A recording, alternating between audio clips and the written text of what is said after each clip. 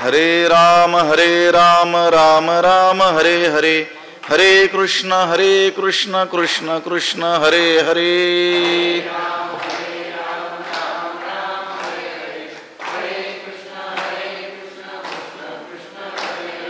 हरे राम राम राम हरे हरे, हरे कृष्ण कृष्ण कृष्ण हरे हरे।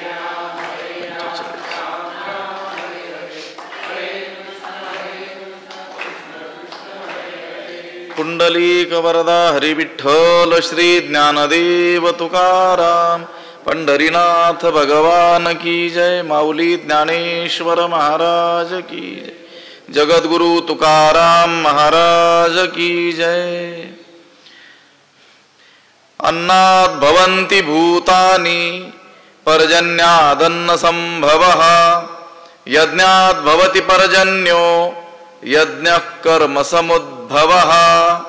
नमामि सद्गुरुं शान्तं सच्चिदानन्द विग्रहं, पूर्ण ब्रह्म परानंद मीशमालंदी वल्लभम्। नमो सद्गुरु तुकया ज्ञान दीपा, नमो सद्गुरु सच्चिदानंद रूपा, नमो सद्गुरु भक्त कल्याण मूर्ति, नमो सद्गुरु भास्करा पूर्ण कीर्ति। अखंड मंडलाकारं व्याप्तं येन चराचरं, तत्पदं दर्शितं येन तस्मै श्री गुरवे नमः। जयांचे केली स्मरण, होय सकळ विद्यांचे अधिकरण, तेची वंदू श्री चरण श्री गुरूंचे, ते नमस्कारो नियाता। अन्नात् भवन्ति भूतानि पर्जन्यादन्न संभवः, यज्ञात् भवति पर्जन्यो यज्ञः कर्म समुद्भवः। ग्रंथराज ज्ञानेश्वरीच्या 3ऱ्या अध्यायाचं चिंतन आपण करतो आहोत आणि या 3ऱ्या अध्यायातील 14व्या क्रमांकाचा हा श्लोक आहे। ह्या श्लोकाचा अन्वय आणि अर्थ एकदा आपण पाहूयात।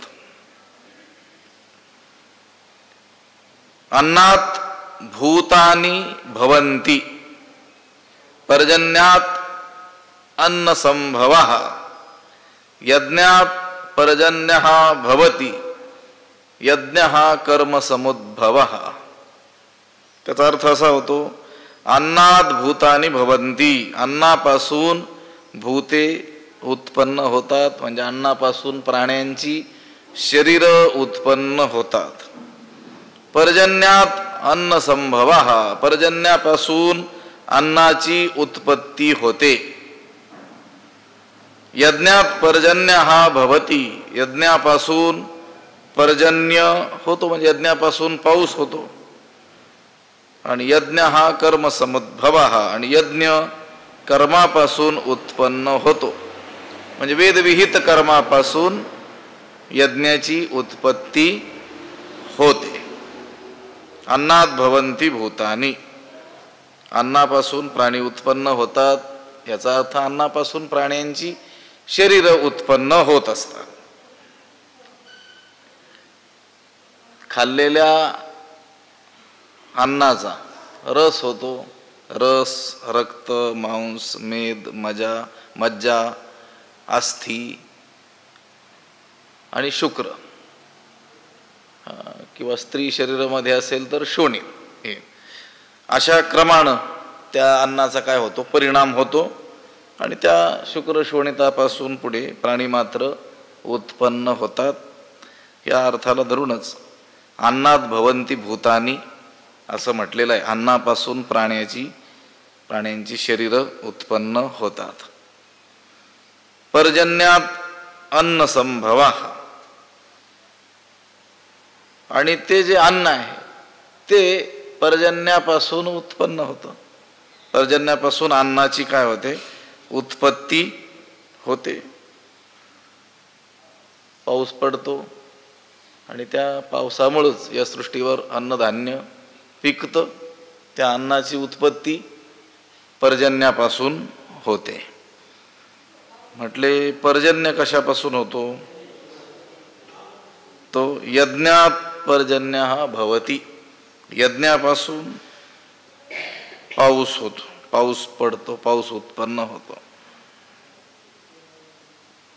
आणि यज्ञ, यज्ञ हा कर्मसमुद्भव, यज्ञ कर्मापासून उत्पन्न होतं. म्हणजे वेदविहित जे कर्म प्राणी मात्र करतात त्या वर्णाश्रम विहित जे कर्म तद्रूपी जो यज्ञ आहे त्याच्यापासून काय होते, यज्ञाची उत्पत्ती होते. त्यालाच काय म्हटलेलं आहे, यज्ञ म्हटले. आपण पाहत आलो यज्ञाचा व्यापकतेनं विचार भगवद्गीतेनं केलेला आपल्याला आढळून येतो. अन्नास्तव भूते प्ररोह पावती समस्ते, मग पर्जन्य या अन्नाते सर्वत्र प्रसवे.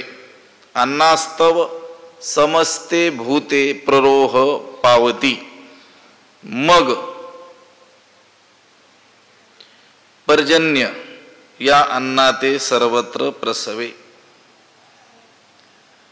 अन्नास्तव समस्ते भूते प्ररोह पावती, अन्नामुळेच सर्व प्राणी वाढतात. या सर्व प्राण्यांची वृद्धी जी होते ती कशाने होते, अन्नापासूनच होते. मग पर्जन्य या अन्नाते सर्वत्र प्रसवे, मग पाऊस या अन्नाला सगळीकडे काय करतो, उत्पन्न करतो. अन्नास्तव भूते प्ररोह पावती समजते. अन्नास्तव, अन्नामुळे, अन्नापासूनच सर्व प्राणी उत्पन्न होतात. श्रुतीमध्ये देखील हे असंच क्रम किंवा ही अशीच गोष्ट सांगितलेली आपल्याला आढळून येते. अन्नाध्येव खलु इमानी भूतानी जायन्ते, अन्नेन जातानि जीवन्ति, अन्नम प्रयन्ति अभिसंविशन्ति इति. अन्नात् पुरुषः सवा एषः पुरुषो अन्न रसमयः, असं देखील उपनिषदांमध्ये श्रुतीमध्ये म्हटलेलं आपल्याला आढळून येतो. म्हणजे अन्नास्तव भूते प्ररोह पावती समजते, सर्व प्राणी या अन्नामुळेच वाढतात. आणि या अन्नाला उत्पन्न कोण करतो, मग पर्जन्य या अन्नाते सर्वत्र प्रसवे. पर्जन्य तो पाऊस या अन्नाला काय करतो, सगळीकडे उत्पन्न करतो. तया पर्जन्या यज्ञी जन्म, यज्ञाते प्रकटी कर्म, कर्मासी आदि ब्रह्म वेदरूप. तया पर्जन्या जन्म यज्ञी, कर्म यज्ञाते प्रकटी, कर्मासी आदि वेदरूप ब्रह्म. तया पर्जन्या जन्म यज्ञी, त्या पावसाची म्हणजे मग पर्जन्य या अन्ना ते सर्वत्र प्रसवे. तो पाऊस या अन्नाला सर्व देशांमध्ये सर्वत्र काय करतो, उत्पन्न करतो. तो जो पाऊस आहे, तया पर्जन्या जन्म यज्ञी, त्या पावसाची उत्पत्ती यज्ञी, यज्ञापासून होते, यज्ञात होते म्हणजे यज्ञापासून होते. कर्म यज्ञाते प्रकटी, त्या यज्ञाला कर्म उत्पन्न करतं. यज्ञ कर्माला, कर्म यज्ञाला उत्पन्न करतं. म्हणजे कर्मामुळेच यज्ञ सिद्ध होतो. कर्म हे यज्ञाला प्रकट करतं. आणि कर्मासी आदि वेदरूप ब्रह्म, आणि कर्माचं मूळ, कर्माचं पहिलं प्रकाशक कोण आहे, वेदरूप ब्रह्म आहे. कर्माचं मूळ वेदरूप ब्रह्म आहे. तया पर्जन्या यज्ञी जन्म, त्या पर्जन्याचा जन्म उत्पन्न होतो. कशामध्ये, यज्ञापासून. यज्ञामध्ये होम हवनानं पर्जन्याची उत्पत्ती कशी होते हे काही प्रत्यक्ष प्रमाणानं आपल्याला दाखवता येणं शक्य नाही, की हा पर्जन्य, हा यज्ञ, आणि ह्या यज्ञ केल्याने काय झाली, पाऊस लगेचच पडला.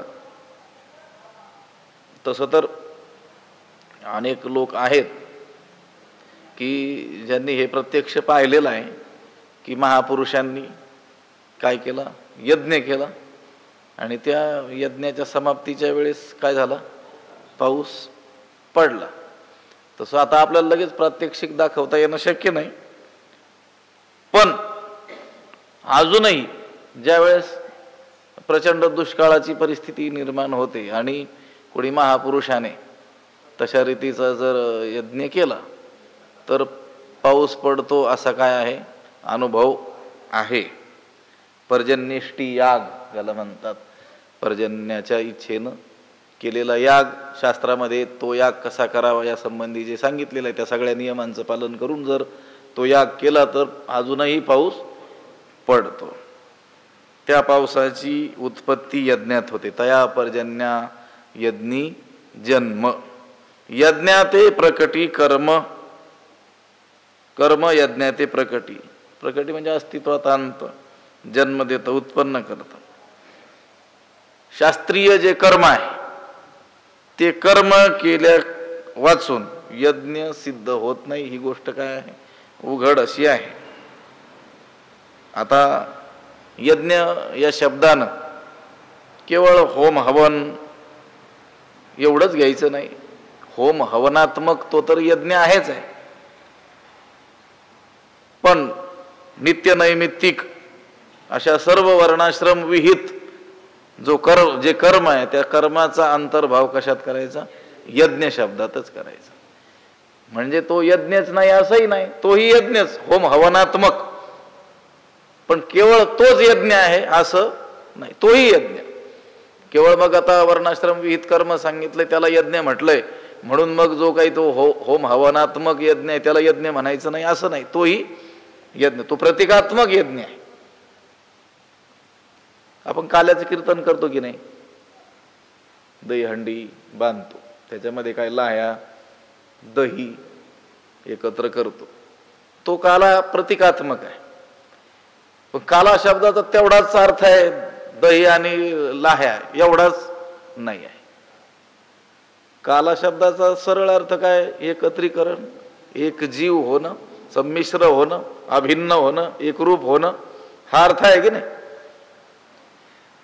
हा काला प्रतिकात्मक आहे. या काळाकडे बघून आपल्याला आठवण व्हावी की मानवी जीवनाचं लक्ष हे त्या परमेश्वराशी एकरूप होऊन जाणं आहे. त्याच्याशिवाय मनुष्य जीवनाला पूर्णता नाही आहे.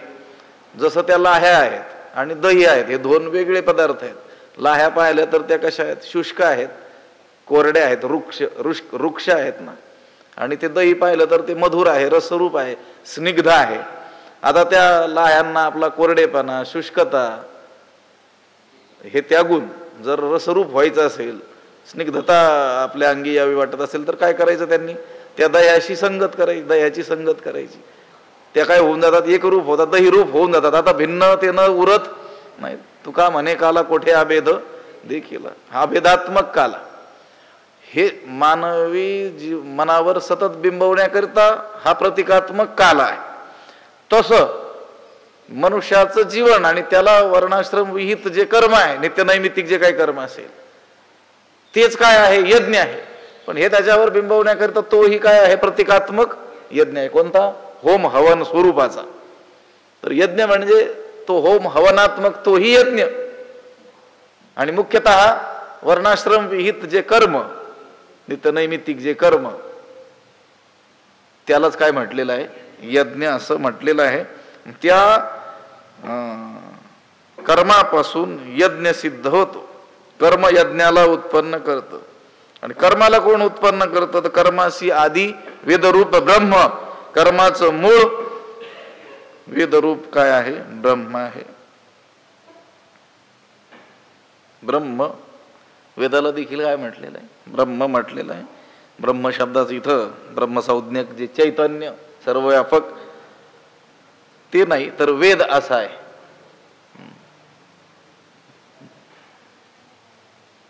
त्या वेदाला ब्रह्म असं म्हटलेलं आहे.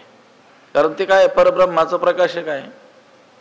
परब्रह्माचंच वर्णन सगळीकडे करणारा कोण आहे, वेद आहे. तो ईश्वराला म्हटलेलं वेद प्रतिपाद्या. तो ईश्वर कसा आहे, परमेश्वर वेद प्रतिपाद्य आहे, म्हणजे वेदाच्या प्रतिपादनाचा विषय आहे. वेदाने अत्र सर्वत्र ज्याचं वर्णन केलं तो परमात्मा आहे. ओम नमोजी आद्या वेद प्रति, वेदानं ज्याचं प्रतिपादन केलेलं आहे. वेद अनंत बोलिला अर्थ इतुलाची शोधिला विठोबाशी शरण. म्हणजे सर्वत्र वेदानं जे जे काही बोललेलं आहे ते भगवंताचंच काय केलेलं आहे, याना त्या रूपाने वर्णन केलेलं आहे. भगवंताचंच गुणगान केलेलं आहे. चौवेदी जाण साई शास्त्री कारण 18ही पुराणी हरीसी गादी गाईले पुराणी तुका म्हणे वेदवाणी. म्हणजे वेद परमेश्वराला सोडून दुसरं काही बोलतच नाही आहे. दुसरं अवांतर बोलताना जरी दिसलं तरी त्याच्या मागचा उद्देश काय आहे? ह्या जीवांनी देवाला शरण जावं, त्या देवाचीच महती या ना त्या रूपानं गावी, हाच त्याचा काय आहे उद्देश आहे. म्हणून इथं ब्रह्म शब्द वेदाला म्हटलेला आहे. कर्माशी आदी ब्रह्म वेद रूप. कर्माशी आदी वेद रूप ब्रह्म. कर्माचं मूळ वेद रूप ब्रह्म आहे. कारण वेदबोधित जे कर्म तेच विहित, त्यालाच शास्त्रीय कर्म म्हटलेलं आहे, तेच उचित म्हटलेलं आहे. आपण कोणतं कर्म करावं हे काय आपल्याला स्वबुद्धीनं ज्ञात झालं का? नाही. कोणी सांगितलं? तुम्हाला हे करणं उचित आहे, यानेच तुमचं कल्याण होणार आहे, हे आपल्याला कोणी सांगितलं? वेदानच सांगितलं. म्हणून कर्माशी आदी ब्रह्म वेद रूप. हे पहा, अन्नास्तव भूते. सर्व प्राणी अन्नामुळेच काय होतात? वाढतात. मग पर्जन्य या अन्ना ते सर्वत्र प्रसवे. मग त्या अन्नाला कोण निर्माण करतो? पाऊस. पावसाची उत्पत्ती कशापासून होते? तया पर्जन्या यज्ञी जन्म. यज्ञापासून होते. आणि त्या यज्ञाला कोण प्रकट करतं? यज्ञा ते प्रकटी कर्म.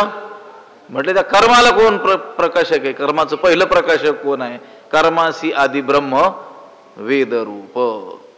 कर्म ब्रह्मोद्भवम विद्धि ब्रह्माक्षर समुद्भवम तस्मात् सर्वगतम ब्रह्म नित्यम यज्ञे प्रतिष्ठितम. कर्म ब्रह्मोद्भवम विद्धि ब्रह्म अक्षर समुद्भवम तस्मात् सर्वगतम ब्रह्म नित्यम यज्ञे प्रतिष्ठितम. ब्रह्म शब्दाचं उच्चारण बहुतेक आपण बरीच मंडळी चुकीचीच करत असतो. ब्र त्याच्यानंतर आपण म चं उच्चारण करतो आणि मग ह हकाराचं उच्चारण करतो. ब्रह्म ह असा शब्द नाही आहे. ब्र त्याच्यानंतर अर्धा आहे ह आणि पूर्ण आहे म. शेवटी काय आलं पाहिजे? म. ब्रह्म. आपण काय करतो? ब्रह्म ह. लक्षात आलं का? ह नाही आलं पाहिजे, शेवटी काय आलं पाहिजे? म आलं पाहिजे. मग ह हलका उच्चारायचा. ब्रह्म. ब्राह्मण. बहुतेक आपलं उच्चारण कसं असतं? 99% ते म अगोदर उच्चारतो आणि ह नंतर उच्चारत असतो. ब्र नंतर ह आहे. ब्र आणि मग म. ब्रह्म. कर्म ब्रह्मोद्भवम विद्धि ब्रह्माक्षर समुद्भवम तस्मात् सर्वगतम ब्रह्म नित्यम यज्ञे प्रतिष्ठितम. आता इथून पुढे लक्षात ठेवा. ब्रह्म ब्राह्मण असा शब्द आला की ब्र नंतर लगेचच ह आहे, नंतर मकार आहे. एवढं लक्षात ठेवा. आता लवकर येणार नाही ते, कारण आता लक्षावधी वेळेस ते चुकीचं म्हटल्यामुळं त्याच्यापेक्षा थोडंसं अधिक हे बरोबर म्हणावं लागेल, त्यावेळेस कधीतरी होईल. असो. कर्म ब्रह्मोद्भवम विद्धि. कर्म हे वेदापासून उत्पन्न झालेलं आहे. ब्रह्म अक्षर समुद्भवम. कर्म हे वेदापासून उत्पन्न झालेलं आहे असं विद्धी म्हणजे जाणून घे म्हटले. मग कर्म वेदापासून उत्पन्न झालं. वेद कोणापासून उत्पन्न झाले? कोणापासून निर्माण झाला? अक्षर समुद्भवम. अक्षर स्वरूप असलेला जो परमात्मा. परमात्म्यालाच काय म्हटलेलं आहे? अक्षर. क्षर म्हणजे नाश, ज्याला नाश नाही, अविनाश असा जो परमात्मा. परमात्म्याचं नाव काय आहे? अक्षर. अक्षराणाम अकारोस्मी आहे ना. आकार ही माझी काय आहे म्हटले? विभूती. कोणतंही तुम्ही अक्षर उच्चार त्याच्यात अ येतच. ते म्हटले ब क आहे की नाही त्याच्यामध्ये? म्हणजे भगवंत का म्हणतात अक्षराणाम अकारोस्मी? ज्याप्रमाणे कोणत्याही अक्षराचं उच्चारण केलं त्याच्यात अ काय आहे? अनुस्यूत आहे. तसा सगळीकडे कोण आहे? मीच मी आहे या विश्वामध्ये. म्हणून अकार है ना. वेद त्या अक्षर स्वरूप असलेल्या परमात्म्यापासून प्रकट झालेला आहे. कर्म कोणापासून? वेदापासून प्रकट झालं. वेद परमात्म्यापासून प्रकट झालेला आहे. तस्मात म्हणून सर्वगतम ब्रह्म, म्हणून सर्वव्यापी म्हणजे सर्व विषयांचं प्रकाशन करणारा जो वेद आहे तो नित्यम यज्ञे प्रतिष्ठितम, सर्वदा नित्य यज्ञामध्ये अधिष्ठित आहे. यज्ञाच्या ठिकाणी काय आहे? स्थित आहे. कोण? वेद. सर्व अर्थांचं प्रकाशन करणारा अविनाशी स्वरूपाचा असा जो वेद, तो वेद यज्ञाच्या ठिकाणी काय आहे? तात्पर्याने स्थित आहे. मग वेदाते परात्पर प्रसवतसे अक्षर, म्हणवणी हे चराचर ब्रह्मबद्ध. मग परापर अक्षर वेदाते प्रसवतसे, म्हणवणी हे चराचर ब्रह्मबद्ध. मग पर अपर अक्षर वेदाते प्रसवतसे, म्हणे दूर आणि जवळच म्हणजे सर्वत्र असणार जे ब्रह्म ते वेदाला काय करतं? उत्पन्न करतं. म्हणून हे स्थावर जंगम जे विश्व आहे ते ब्रह्मामध्ये गोवल्या गेलेलं आहे. पर अपर, परापर पलीकडचे अलीकडचे किंवा दूर अथवा जवळ असं असणारं जे ब्रह्म आहे ते सर्वगत आहे. हे पहा, सूक्ष्मत्वात तदविज्ञेयम दूरस्थंचांतिकेच तथ, जे एक आतु बाहेरी, जे एक जवळ दुरी, जे एक वाचुनी परी दुजी नाही. परापर, मग वेदाते परापर प्रसवतसे अक्षर. अक्षर म्हणजे अक्षर स्वरूप परमात्मा, अविनाशी, ज्याचा नाशच होत नाही असा तो परमात्मा. परमात्म्याला सोडून बाकीचं जे काही आहे त्याच्या मागे षडभाव विकार लागलेलेच आहेत. अस्ति जायते वर्धते विपरिणमते अपक्षीयते विनश्यती, हे सर्व विकारांनी हे बाकीचं सगळं काय आहे? ग्रासलेलं आहे. त्या परमात्म्याच्या ठिकाणी हा कोणताही विकार नाही आहे. तो अक्षर परमात्मा प्रसवतसे, प्रसवतसे उत्पन्न करतो. वेद हे कसे आहेत? अपौरुषेय आहेत. परमात्मा हा काही वेदाला, नवीन वेदाला असं निर्माण करत नाही. असलेले जे वेद आहेत तेच प्रत्येक युगाच्या आरंभी काय करत असतो? प्रकट करवित असतो. म्हणून प्रवाहरूपानं वेदाला देखील काय मानलेलं आहे? अनादी असं मानलेलं. जसं परमात्मा अनादी आहे की नाही, तसे वेद देखील कसे आहेत? प्रवाहरूपानं अनादी आहेत. सर्व सृष्टीचा लय झाला तरी देखील नवी सृष्टी उत्पन्न करते वेळी भगवंत त्या पूर्वीच्याच वेदांना काय करतो? प्रकट करवत असतो. नवीन वेदाला तो निर्माण करत नाही. अक्षर ब्रह्मवाचक शब्द आहे. अक्षर म्हणजे ब्रह्म, परमात्मा. ज्ञानेश्वरीमध्ये अक्षर शब्दाचं अनेक अंगांनी काय केलेलं आहे? चिंतन केलेलं आहे. यदक्षरम वेद विदो वदंती, तिथं अक्षर शब्द आलेला आहे. म्हणोनी पुरुष क्षराक्षर दोन्ही देखोनी अवर, या ते म्हणती पर आत्मरूप. आणि ते कसं आहे? ब्रह्मबद्ध, ब्रह्माशी संबद्ध निगडीत असलेला आहे. मग वेदाते परापर प्रसवतसे अक्षर, म्हणवणी हे चराचर ब्रह्मबद्ध. हे चराचर परमात्म्याच्याच आश्रित आहे, आज्ञेत आहे. म्हणून परमात्मा मर्यादित आहे. गोष्ट काय आहे? परापर शब्द आहे, परात्पर किंवा परापर, सर्व कार्याच्या पलीकडे असलेली प्रकृती आणि तिच्याही पलीकडे असलेला जो परमात्मा, तो काय करतो? वेदाला काय करतो? प्रकाशित करतो.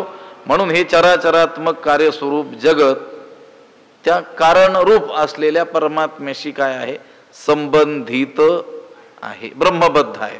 मग वेदाते परात्पर प्रसवतसे अक्षर, म्हणवणी हे चराचर ब्रह्मबद्ध. परिकर्माची मूर्ती यज्ञ अधिवा सुश्रुती, ऐके सुभद्रापती अखंड गा. गा सुभद्रापती ऐके. परिकर्माची मूर्ती यज्ञी श्रुती अखंड अधिवासु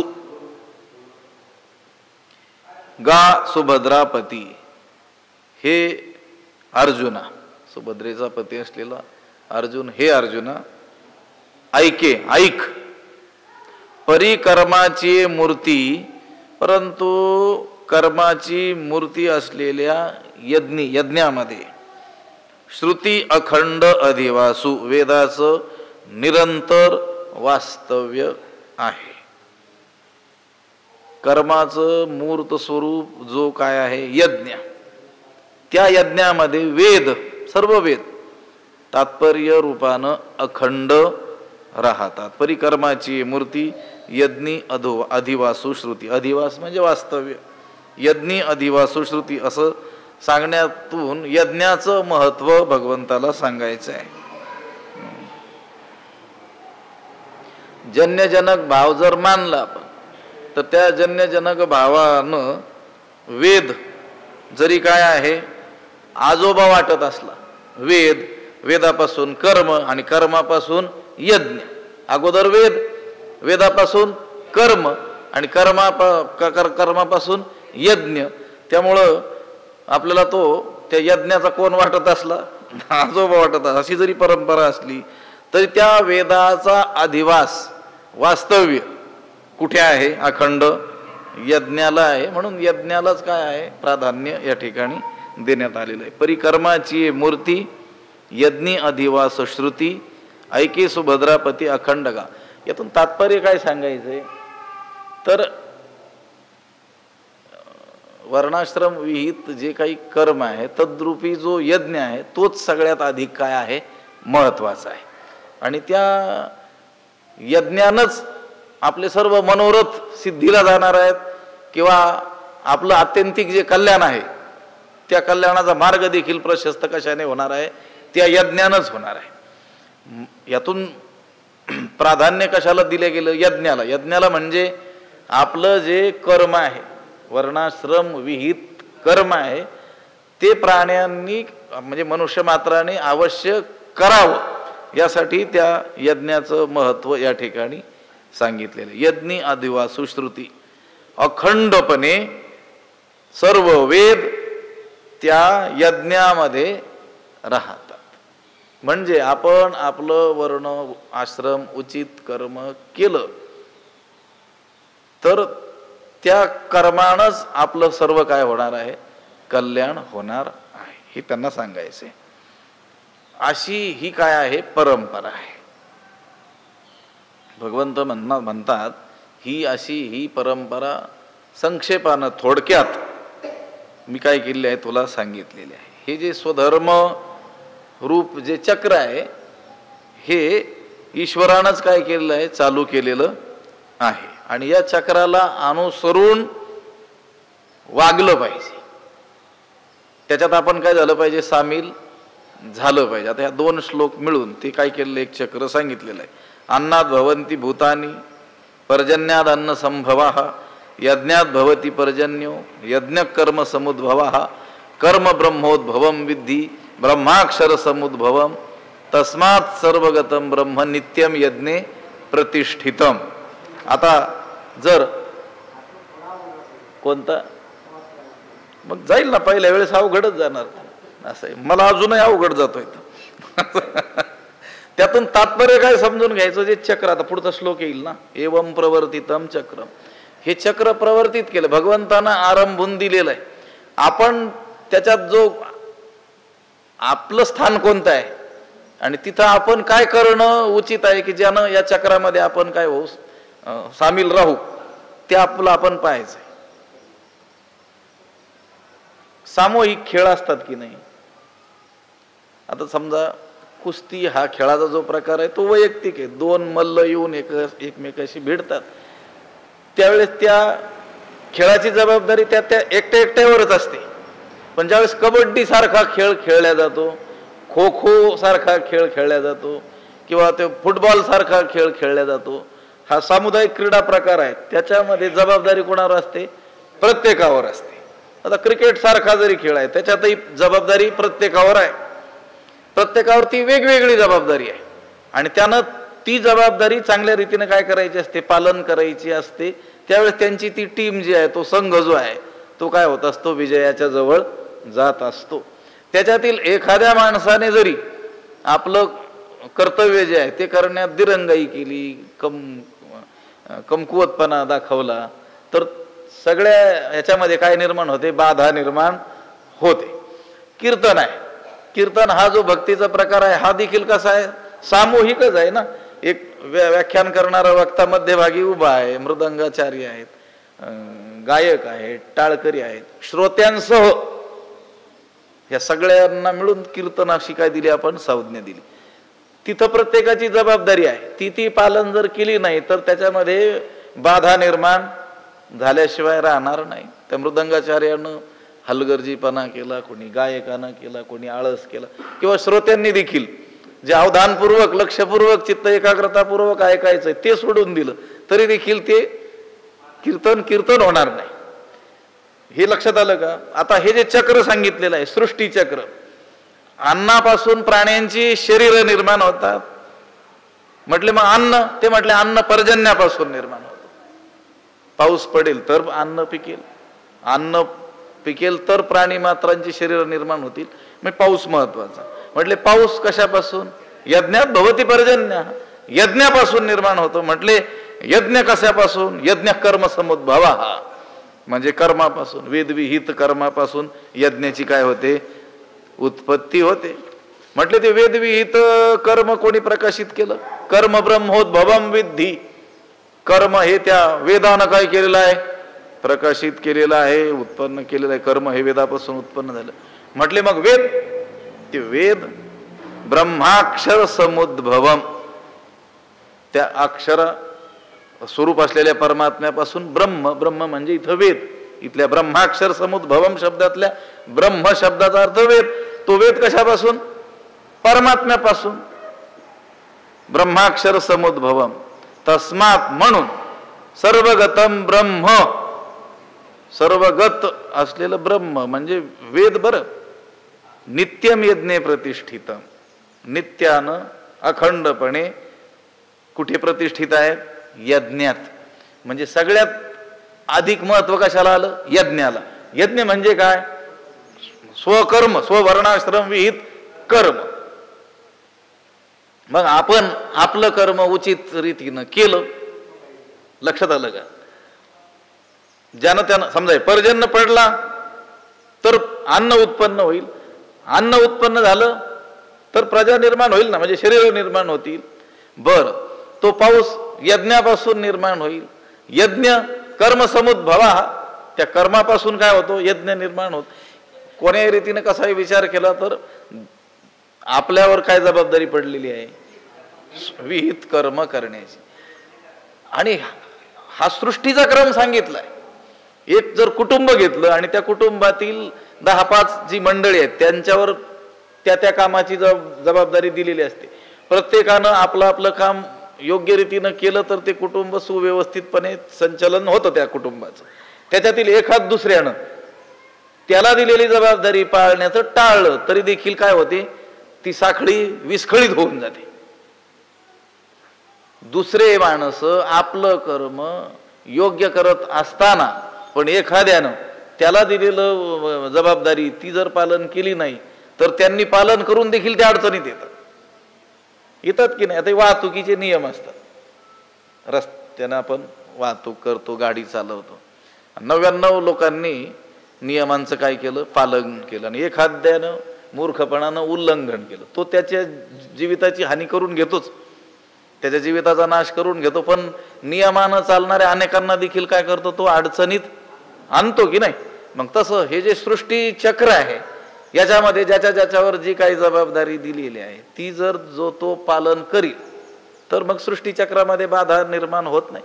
हे पहा, अडाणी लोकांच्या बोलण्यामध्ये सुद्धा कधी कधी सारतत्व आढळतं, कधी कधी नाही असतंच, आपल्याला कधी कधी सापडतं. आठवलं तर सांगतो. विदर्भातील ज्ञानेश कन्या प्रज्ञाचक्षु गुलाबराव महाराज मोठी विभूती होऊन गेले. ते स्वतःला मी ज्ञानोबरायांची कन्या आहे आणि स्त्री भावातच ते राहायचे, मोठे महापुरुष होऊन गेले. त्यांना विचारलं होतं शहाणा कोण, तर त्यांचं वाक्य जशाच्या तशा शब्दात मी सांगतो. प्रसंगी एखाद्या अडाण्याच्या मुखातून निघाल्या शब्दामधून देखील जो सार शोधतो तो शहाणा आहे म्हटले. आठवली गोष्ट म्हणून सांगितली. साधुबोध म्हणून त्यांचं एक ग्रंथ आहे, 700-750 काही प्रश्न आणि उत्तर अशा रीतीचा तो ग्रंथ आहे. त्याच्यामध्ये त्यांना काही प्रश्न विचारले, त्याची त्यांनी उत्तरं दिलेली आहेत. काय सांगितलं, कोण शहाणा? प्रसंगी अडाणी माणसाच्या बोलण्यातून सुद्धा जो काय शोधतो सार शोध. हे मी कशासाठी सांगितलं, अडाणी माणसं सुद्धा अनेक वेळेस बोलताना आपल्याला असं आढळतात, विषय चाललेला असेल त्यांच्या चर्चेचा, हे पाऊस का वेळेवर पडत नाही, तर ते काय म्हणतात, लोक चांगलं वागत नाहीत म्हणून पाऊस पडत नाही. लक्षात आलं का? हा, ते त्यांचं उत्तर अडाणीपणाचं नाही आहे, ते लक्षात आलं का? ते शास्त्राधार आहे. हे सृष्टी चक्रामध्ये आपलं जे कर्तव्य आहे ते पालन न केल्यामुळं मग पुढचं सगळी साखळी विस्कळीत होऊन गेलेली आहे.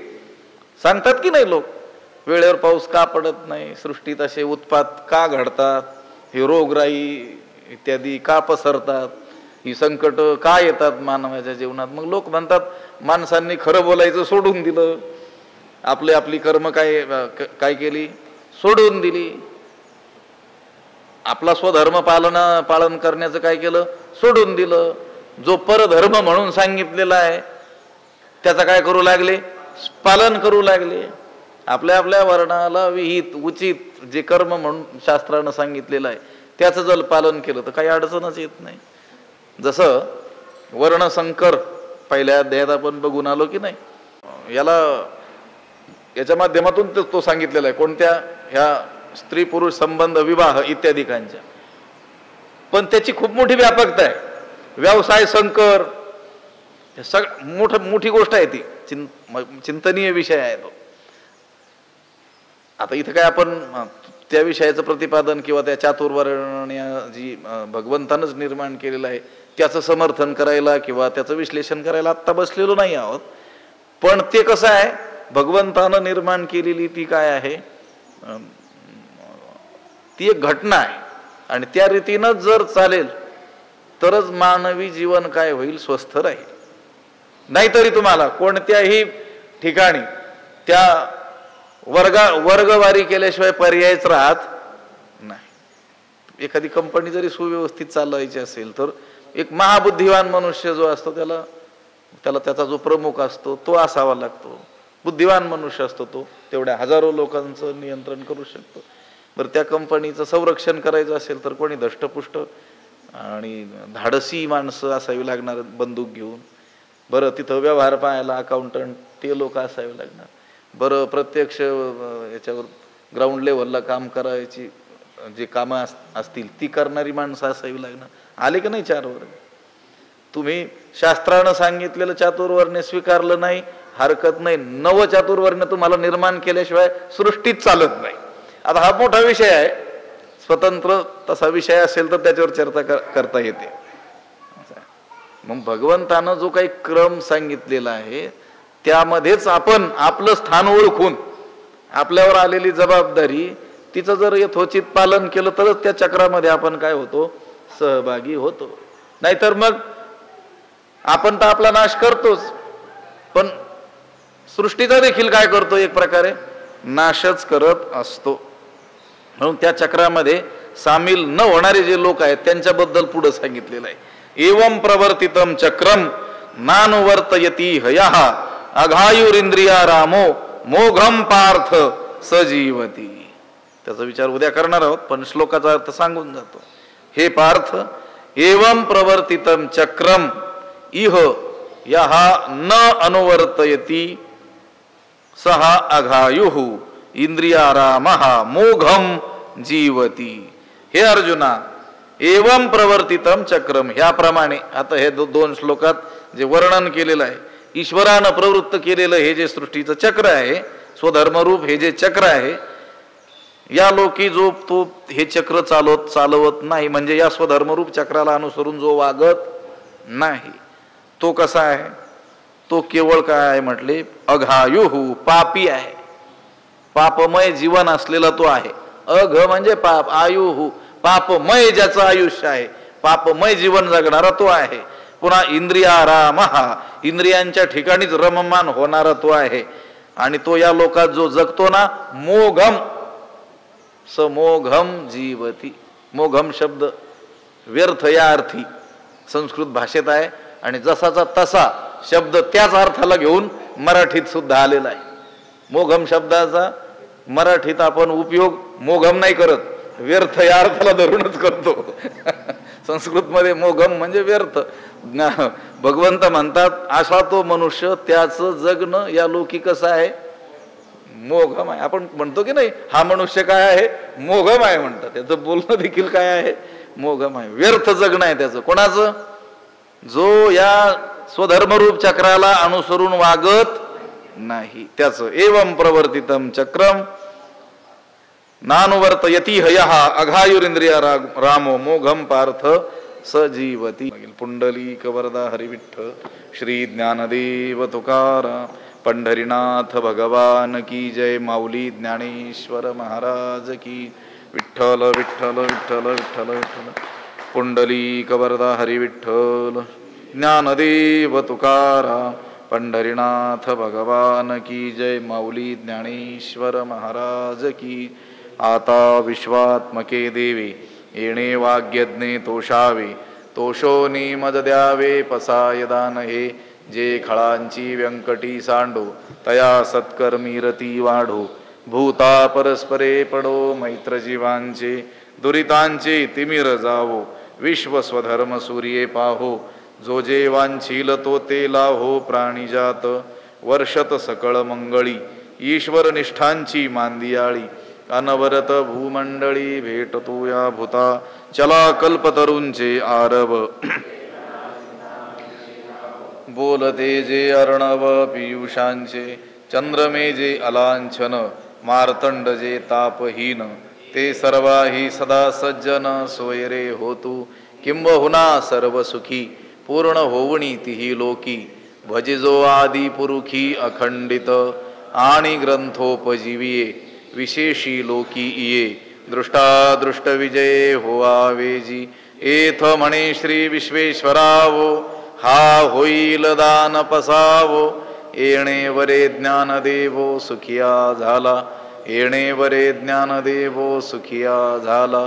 येणे वरे ज्ञान देवो सुखिया झाला. पुंडलीक वरदा हरिविठ्ठल श्री ज्ञानदेव तुकाराम पंढरीनाथ भगवान की जय. माऊली ज्ञानेश्वर महाराज की जय. जगद्गुरु तुकाराम महाराज की. शांती ब्रह्म एकनाथ महाराज की. सद्गुरु बंशी महाराज की. सद्गुरु जोग महाराज की जय.